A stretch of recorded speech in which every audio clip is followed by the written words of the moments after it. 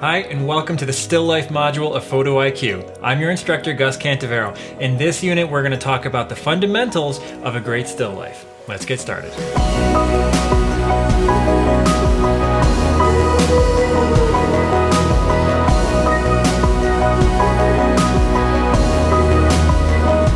Still life is a very old discipline, not just in photography, but in art broadly speaking. The reason why I like to put still life in a photography curriculum is because it allows you to sort of let the camera be stable and settle down for a minute and think about what you want to do rather than having to react to the immediacy of a scene. If you're working with available light, you'll likely have hours to work with.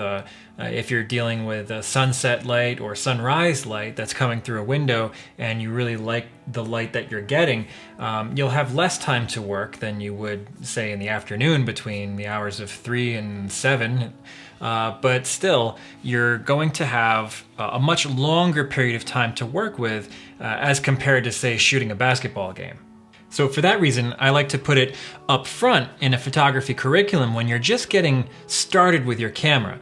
It's going to allow you to set your camera down and put it on a tripod. Hopefully you have one. If you don't, that's okay. You can still work by hand. But the difficulty there is that as you work with the still life, as you develop it over a bit of time, you say, maybe I want to add something to it, or I want to move something around, or change the background, or manipulate it in some way. It means that each time you take a new frame, your angle is going to be off just ever so slightly, because it's really difficult to pick up the camera, put it down, touch things, come back, pick up the camera again, and be at the exact same angle. So if you are serious about still life photography, I would recommend strongly that you get some kind of support. If you don't have access to some kind of support, even if it's a secondhand used tripod that someone had in their attic, find a way to perhaps work at a low angle. So for example, if I was going to shoot this mug and I know that I don't have anything to support the camera, the only thing I have is to set it down, then that's what we're going to work with. And there's other ways that you can support your camera. Get a towel and roll it up so that it can support it and create a base, because something that's soft like fabric will create a malleable platform that you can bunch up or place hard objects underneath to create an angle. So that's one way that you can create a makeshift platform for your camera to work from. Another reason that I really like the art of still life, although I definitely would not consider myself a still life photographer, I have shot a number of still lifes for commercial clients in my advertising and editorial career.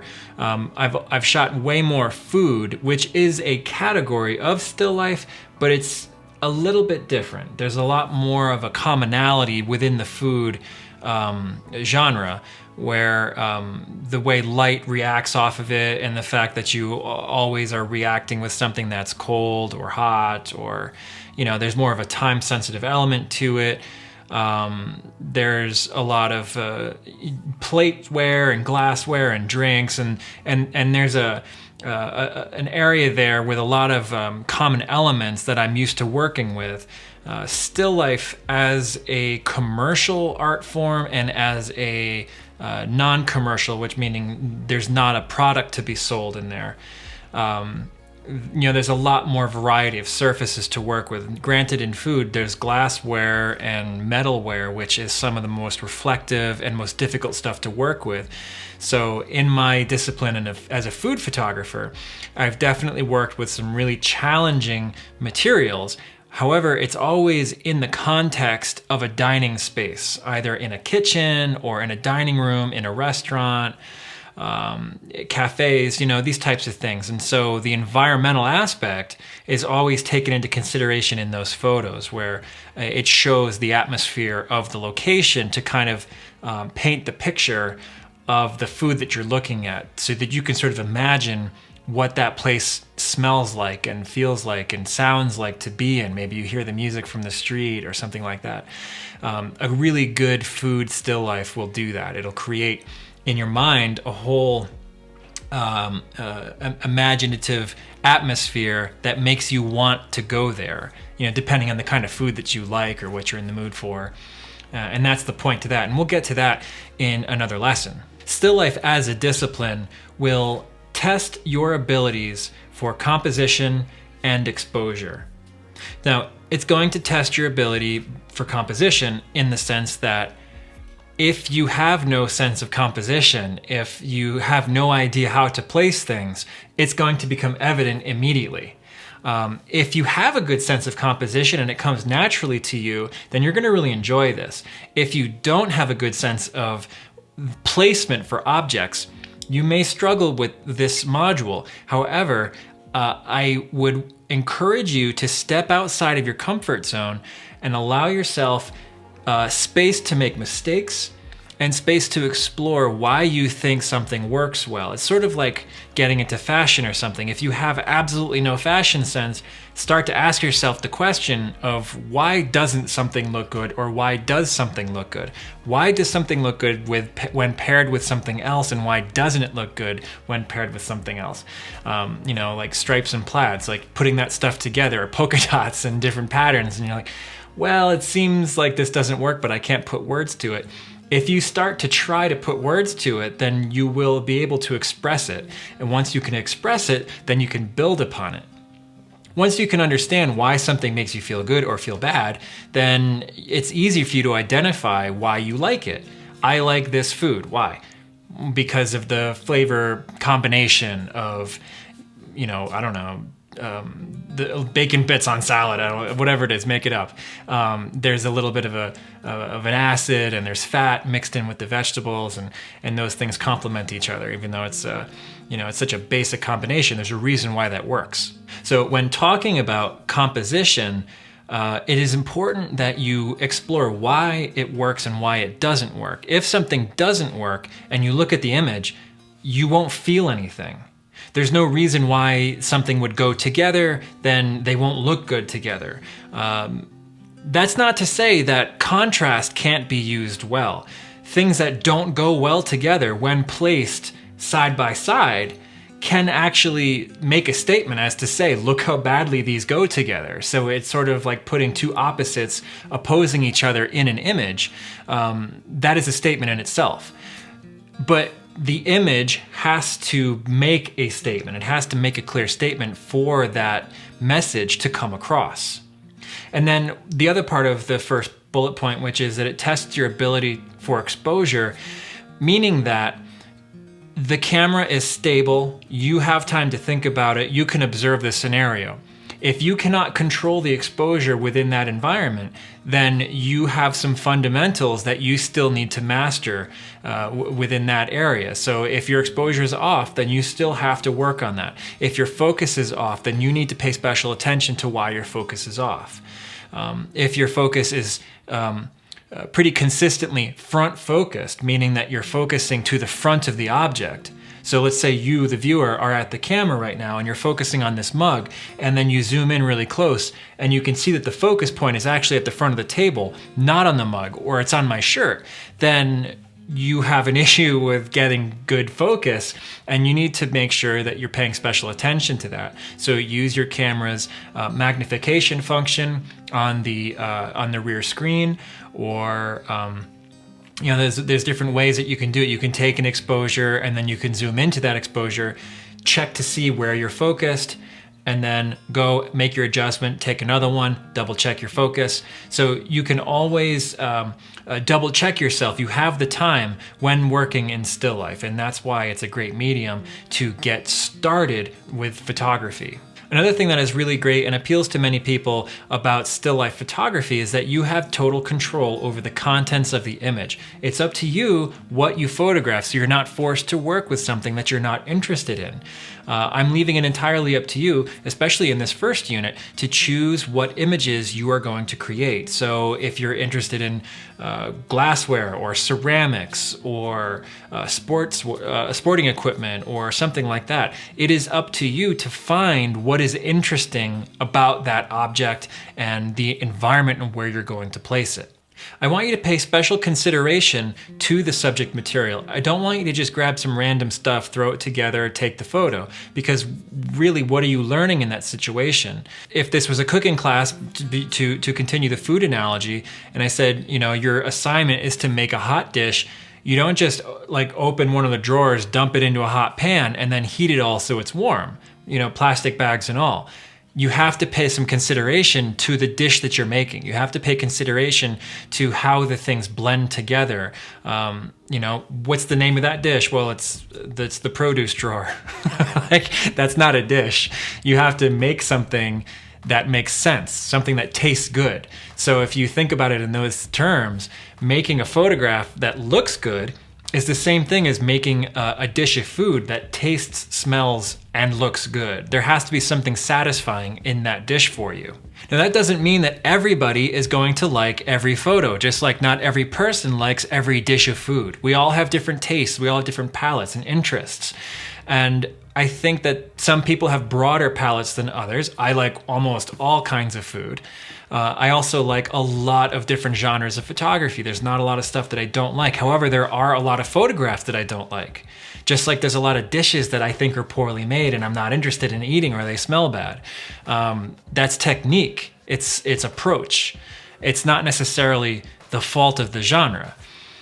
So if you are creating a bland image, even though it has all of the elements that you might like, there's still a reason why they didn't work together. So we're going to explore some of the reasons why images work and don't work, and then hopefully you can take that and build on that. And lastly, we're going to develop our skills with each unit. I'm not going to go into tons of depth just in the first unit alone. I'm going to delve into the topic by touching the tip of it so that you have a chance to make a mistake at the start and then build on it in the second unit and the third unit and so on. I don't want to overload you with information. I want to be able to give you something that's tangible, an action item at the beginning that you can then take, create some images, and then in the next lesson, we're going to cover some more information where you can then go and create more images and build on that technique. Hopefully by the time we finish this module, you'll be satisfied with the ability that you have to create a still life image. So as always, when I show images in Photo IQ, they're assumed to be mine unless credit is given to the photographer.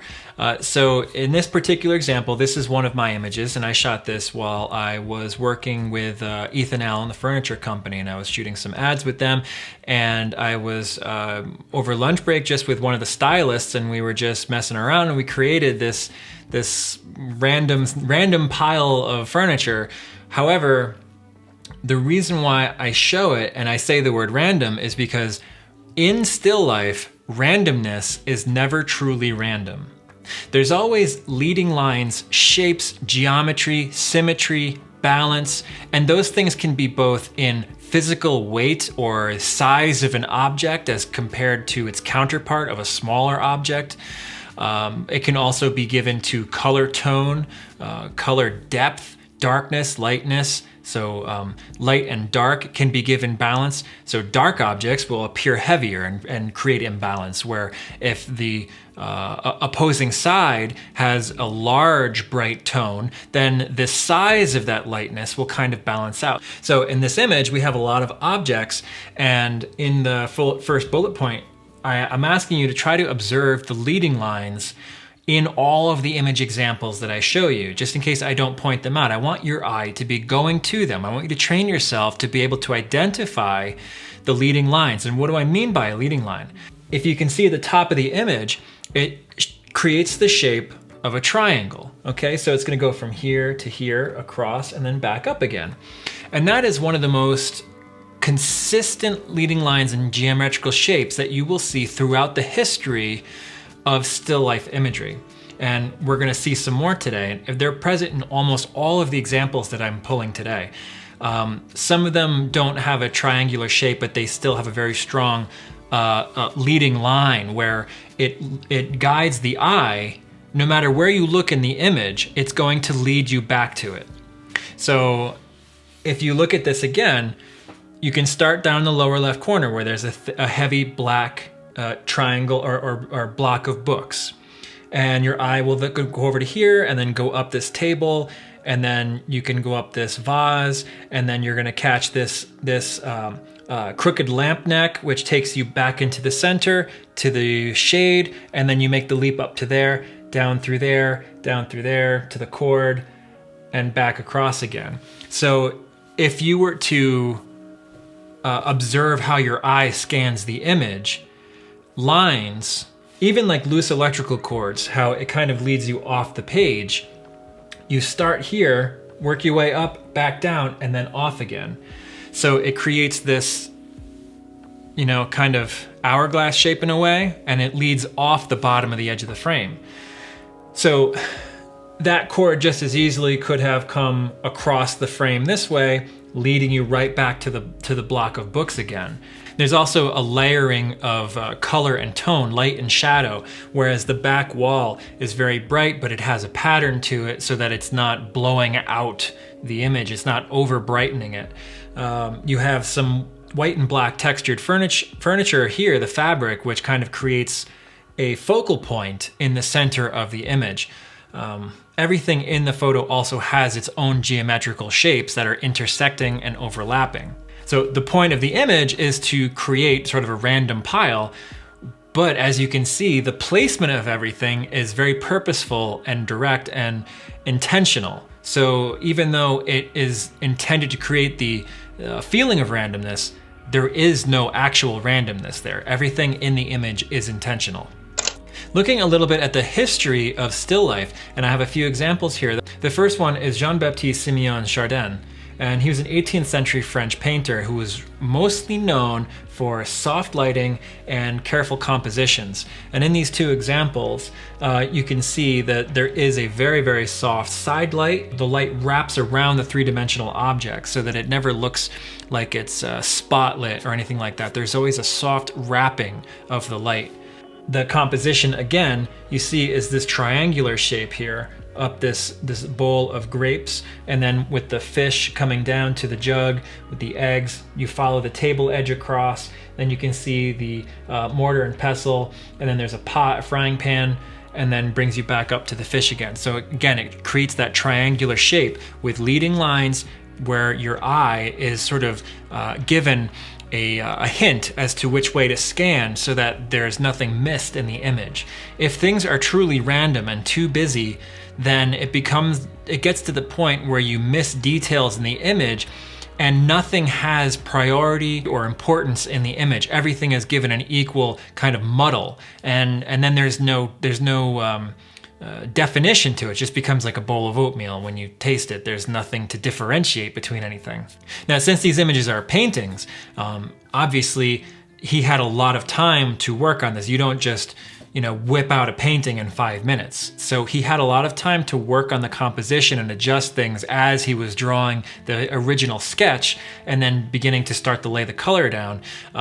If something didn't look quite right to his eye, he could maybe sort of use his imagination to create a new way to handle the problem. Like, let's just say the texture on the pot was too messed up, and when he was starting to paint it, it just didn't look right. So he would just create a more beautiful transition of the lighting or something like that. I'm just making this up. Or perhaps there's damage on the table that would make it unattractive or put it in an unfortunate position, which would draw too much attention to it. He can just sort of fix that over.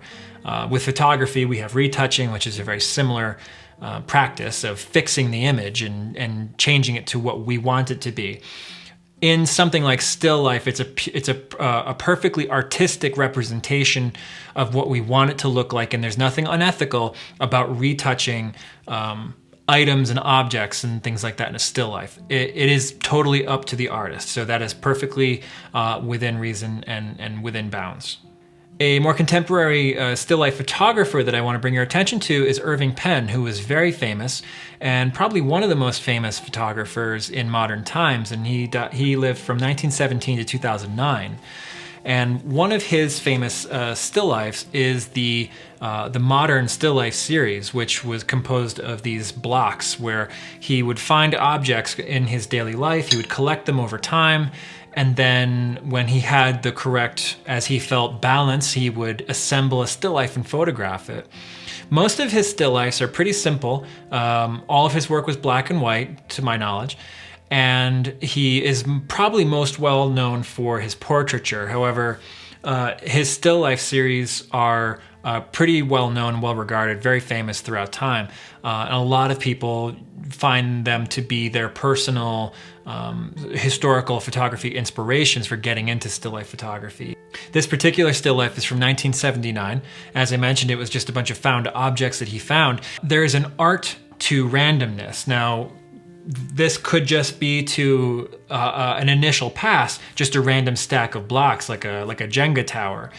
But there is nothing random about it. It had to be stacked up many times, and I can guarantee you that it took him hours before he landed on the correct combination of weight, framing, size, importance, hierarchy, where, you know, he decided that this little bent metal pipe, this little copper pipe, was going to sit on the top there instead of just being sit on the ground or leaving it out. You know, there's little cylinders that are bent and tucked inside, and the weight of the objects, it doesn't just go from the largest to the smallest or vice versa.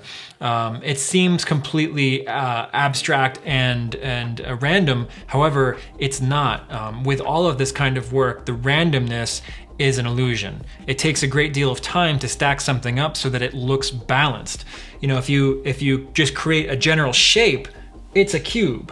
There's just a big square, or it's 3 vertical columns with a horizontal floor. So because it comes from a modernist tradition, you would see a lot of shapes that resemble this within modern architecture, which sometimes can seem, you know, overly simplistic, but it's within the simplicity, when you start to break it down, that you can see the complexity of it. Now, one last historical example, and this one's actually not historical because this image is from 2015. This is by 2 Swiss photographers, Cortis and Sonderegger. These guys are pretty amazing. What they specialize in is craftsmanship, precision, and attention to detail. This particular image, well, actually, this is from a series of images where they, in studio, recreated miniatures of real life images, images from historical examples. And they did it as kind of a statement to say that not everything you see should be believed, that the power of the image is amazing, it's incredible, but it also has the ability to mislead somebody or just flat out lie to you. So what they did was they took a number of historical images, recreated them in studio, and this one is from a tragedy. It's from, the name of the image is Making of Tsunami, by an unknown tourist, and it was shot in 2004, and it was a photograph taken of the Indonesian tsunami, which was responsible for the deaths of many people, and it was a tragedy. And I don't want to go too in detail about the statement of the image. If you're interested in finding more, they have given a lengthy interview to the New York Times, which you can go find and hear more about their work in their own words. However, I think that it sort of, some of this image does go without saying, that there is a contrast going on between the beauty of this sort of resort scene and then the impending catastrophe with this wall of water coming over the side. And the fact that this was created in studio, this photograph, you can see that the water is created out of some kind of foam that's been melted to give it that stringy, foamy appearance of like water foam. Everything else here has been created out of objects on the set. And then they photograph it wider than the actual frame of the scene, so that you can see everything that goes into it, which is sort of the point. There's more outside of the frame, the power of the crop, so to speak, which is something that I'm a big believer of. Whenever I see a story in the media with a tightly cropped image, I'm always curious what happened outside the frame, because there's always more to the story. Having been a photographer in news gathering situations, I can tell you that there's always more going on outside the frame. So the fact that the finished art piece is actually the image outside of the stage is in itself a statement. Okay, one of the kinds of still life is, and so far everything I've shown you has been stuff that's been composed, either in a studio or something that's been created using objects that were found or built.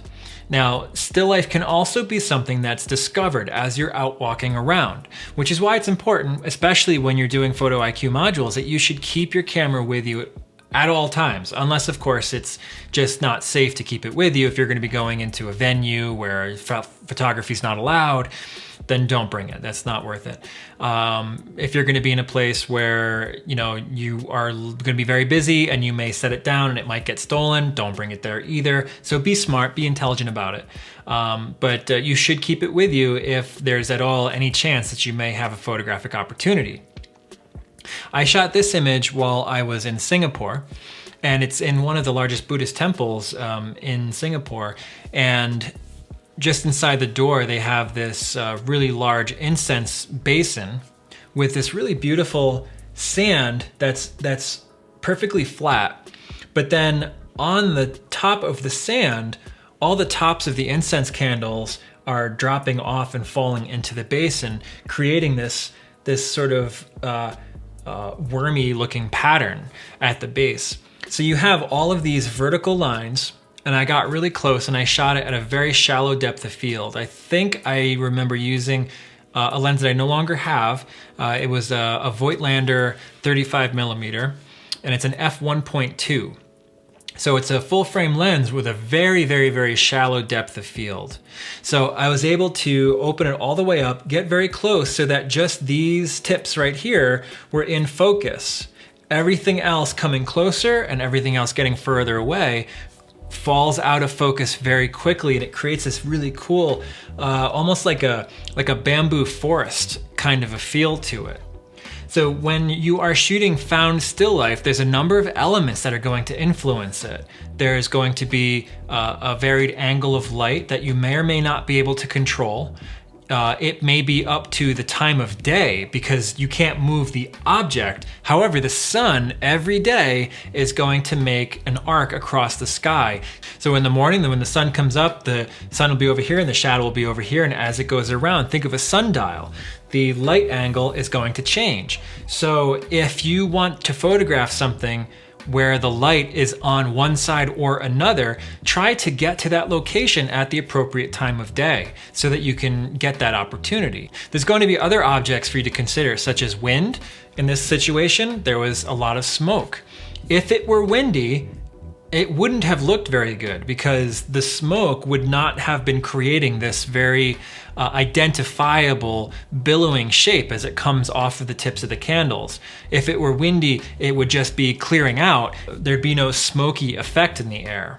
Another element that you have to consider is background motion. Because you're not going to be in a studio up against a studio wall, you might be out in the world. You might be out in a store or a public place. Maybe it's a monument, something like that. There's going to be people around. Consider, do you want the people in the photograph or don't you? Are the people part of the photograph? Because a still life can include people and an environment.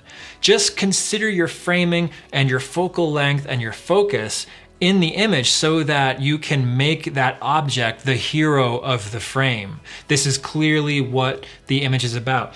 In this photograph, there's no people in the background. However, if there were legs over here, they would have been so out of focus it wouldn't have really mattered. But I don't think it would have really changed the image very much. However, one thing that you're not aware of is that if they were standing here, the light on the bowl would be dramatically different. They'd be blocking my light. And the backlit experience that you see here that creates the three-dimensional look would have been ruined if people were standing there. So keep that in mind. Think about what the people in the scene are doing to it. If it's a small object and someone is standing here, they'll be creating a shadow on your object. Is the shadow good or is it bad? Are they blocking light that's too harsh and maybe it actually looks better? Or are they blocking some really pretty reflected soft light that'll make your object look even better if they weren't standing there? At which point you can very politely ask them to just step to the side. Just, excuse me, could you just take one step to the left, please? I just want to take a quick picture. 99% of the people will do that. I've almost never had somebody say no. So be polite about it, be nice, always smile, and people will almost always be friendly and step aside when you're trying to take a photograph. One other thing I want to point out, the fact that this image is backlit, you're going to see a lot of the images are either side or backlit, and there's a reason for that. It creates this very interesting, as I like to say, it's an oscillation effect. So if you think of a wave, all right, it's an oscillation. That's how sound waves are measured. So when it's dark, bright, that creates a very interesting dynamic image that sucks you in and makes you interested not only what's going on in the highlights, but what's going on in the shadows. So we have dark, light, and then on the edges it gets dark and then comes around and it's light again. So you have this oscillation wave effect going on with the light to the dark, back to light, back to dark. Here's another example of found still life, and I shot this in a temple in Cambodia. When I travel, I do like to go to different cultural heritage sites to try to see the kind of art and architecture and fabric and tapestries and all different kinds of things that make us interesting, make us unique. The places that we visit should not all look the same. Maybe someday in the future they will all look the same, but I don't look forward to that time. I know that there's something nice about the predictability of a certain restaurant chain. You know what you're going to get when you go into that place, but there's also something exciting about not knowing what you're going to get and discovering something really special. So whenever I travel, I always like to go to interesting places that will give me some kind of insight into the history of the culture of the location. And that helps not only me become a more well-rounded person, more knowledgeable person, but I also get to appreciate what's unique and special about that place.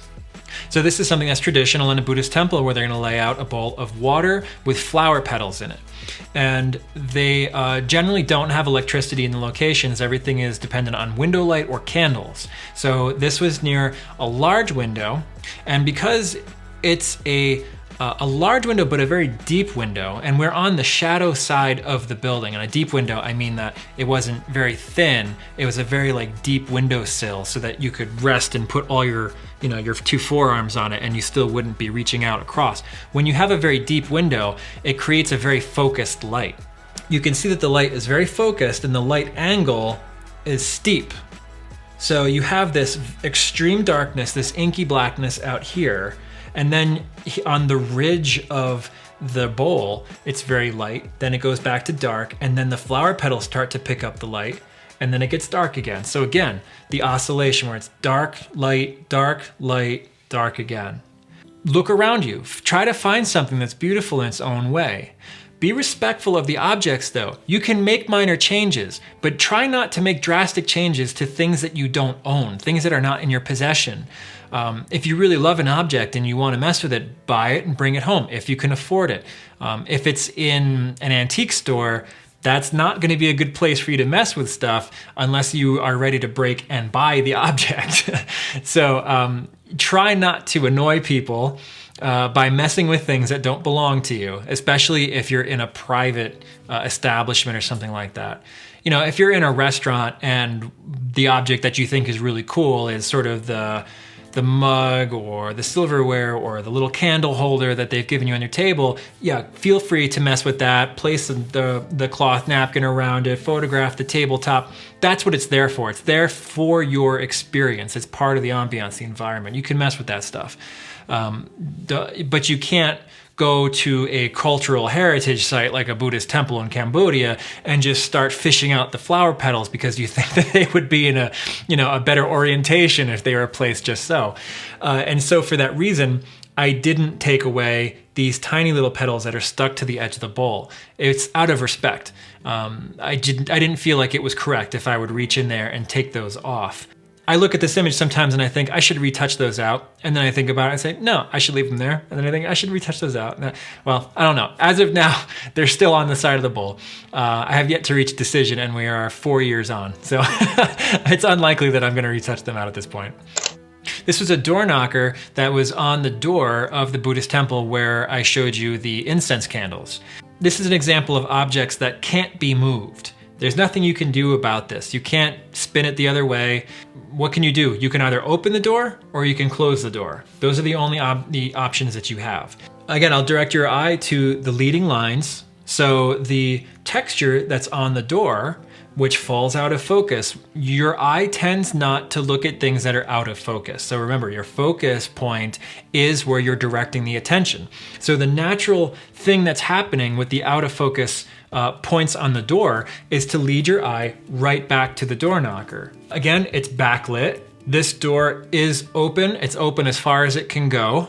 And we are on the shade side of the street, so the light is reflected back in, so it's not direct, it's nice and soft. There is a wrap around the face, and I just thought it was a very cool, handcrafted piece of detail in this temple where everything was handcrafted and especially made and unique. You're not going to find a door with this kind of textural detail pretty much anywhere except for some very special locations. So because it's a permanently installed object, it can't be manipulated, it can't be changed. All you can do is just swing the door a little bit to change the angle of light. Observe the angle of light. Is it the wrong time of day to shoot it? Would it be better to come back another time? Or could you maybe hold up a sheet or something like that to block the light and create a softer light look? Is there an influence of artificial light? Is there some incandescent bulbs on that might be casting an unattractive yellow tint on the image? If that's the case, then maybe you want to control that. And move around the object and check to see what the best angle is, what the most interesting angle is.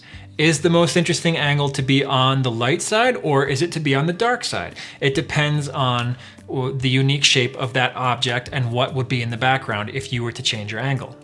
And then one more example, this was on the ground while I was taking a very early morning walk in Indonesia. I was walking across these grounds, again, of a religious site, and I saw this very interesting composition with the dirt and the tile, where the tile was, through the many, many years, been broken apart and started to erode, and the dirt beneath it was starting to take over. And I just thought this was an interesting textural study. So not every image has to be something that's so impeccably placed and positioned. Sometimes it's just an interesting texture or color that you're looking at. Now these images, something like this, might not be very communicable to people who weren't there, but I was there. When I look at this image, I can remember exactly where I was. I can remember the time of day, the angle of the light, the sun. I can remember seeing the people out really early in the morning. They were walking to work, or the people who were at the temple sweeping the front steps. I could smell the incense in the air. I remember it very clearly.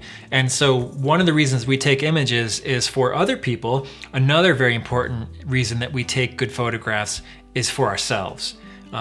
When we go places, particularly if you travel alone, like I do sometimes, most of the time actually, a lot of the times I take photographs and I'll come away with maybe 1 or 2 images that I really like.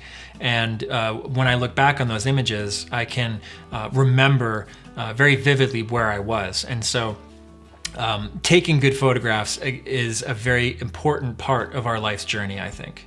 Now, very important, what I don't want to see is this. I don't want to see piles of junk, unless it's hilarious or amazing in some way. And I don't have an example for you. You'll know it when you see it.